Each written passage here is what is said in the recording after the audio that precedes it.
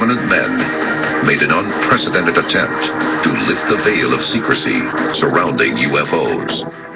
In the end, it may have been their undoing. We choose to go to the moon.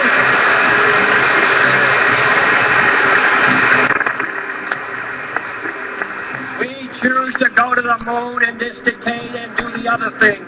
Not because they are easy, but because they are hard.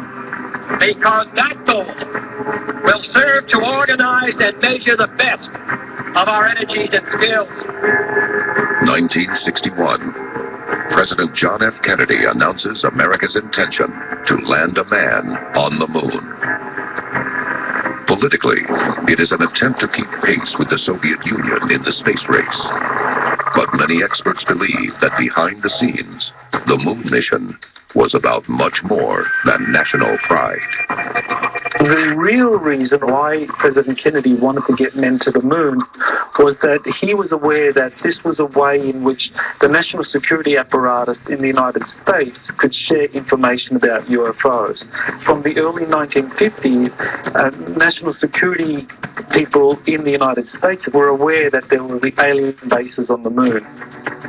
The president believes the Soviets have their own secret alien files and suspects they are working with recovered UFO technology in their top-secret base at Kapustin Yar. But the CIA keeps the most sensitive UFO intelligence hidden from the president. Kennedy realizes that the future of the human race hangs in the balance. Immediate action is needed to prevent the moon from falling into enemy hands, human or otherwise. He decides to use the moon mission as means to force the CIA to begin sharing vital UFO information. Unknown to Kennedy, Khrushchev too is concerned about alien activity, leading to an unprecedented show of trust between the two global rivals. November 12, 1963, Soviet Premier Kennedy-Khrushchev had agreed with President Kennedy that the Soviet Union and the United States would jointly launch missions to the moon, and that part of this agreement required the intelligence divisions of both the Soviet Union and the United States to share all information concerning UFOs.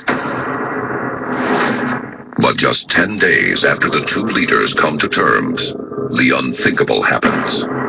Kennedy is assassinated in Dallas. And less than a year later, Khrushchev is removed from office. Was this a coincidence? Or was this sequence of events somehow tied to the two leaders' secret agreement to share UFO intelligence?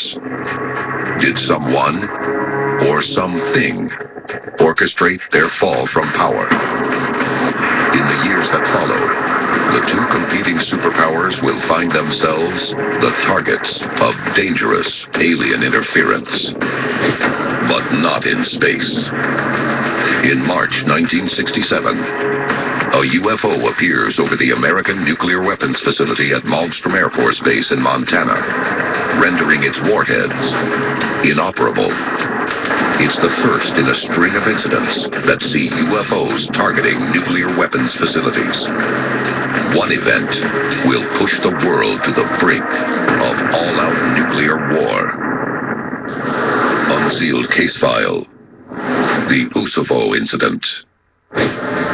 Usovo, October 4th, 1982. Witnesses report strange lights in the sky over the nearby nuclear missile base. They dart back and forth in a series of dazzling moves. Suddenly, the base control panel springs to life. In a later deposition, Major M. Davidovich Kataman will later state that he observed spontaneous illumination of all displays. Complex launch codes are being entered by unseen hands. The missiles are preparing to fire. For 15 heart-stopping seconds, base personnel watch helplessly as the world teeters on the brink of Armageddon. But then, just as suddenly as the launch sequence began, the system shuts down, and the lights outside disappear. The incident raises perhaps the most important question of our time. Why would alien beings toy with the ultimate weapon? Coming up, the possible answer to why UFOs tampered with the world's deadliest weapons. This is Unsealed.